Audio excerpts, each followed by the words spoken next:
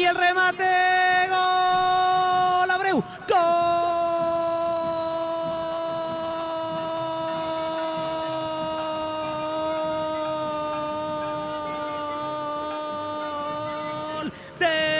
Deportivo Trinidense, Abreu, pase de Camacho, mala salida en el fondo azulgrana. Camacho recuperó casi la entrada del área grande, pasó para el medio y allí estaba Abreu. Son sus primeros minutos con esta camiseta, pero esta cancha conoce perfectamente. Jugando un clásico, entró en el segundo tiempo y sobre la hora le dio la victoria Olimpia frente al Ciclón.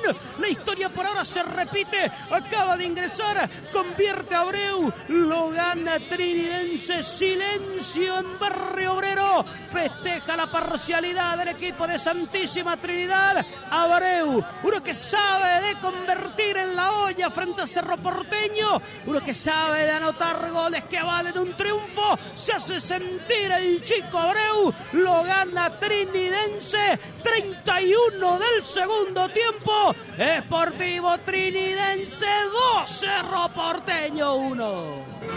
Sportivo Trinidense.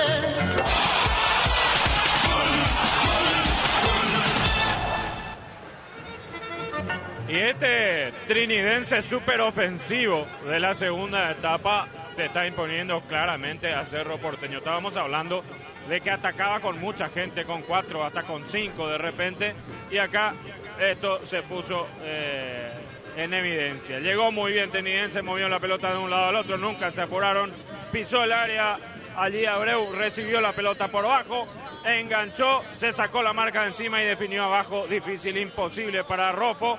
Jugada colectiva, un Trinidense súper ofensivo en este segundo tiempo, ya le gana 2-1 el Ciclón.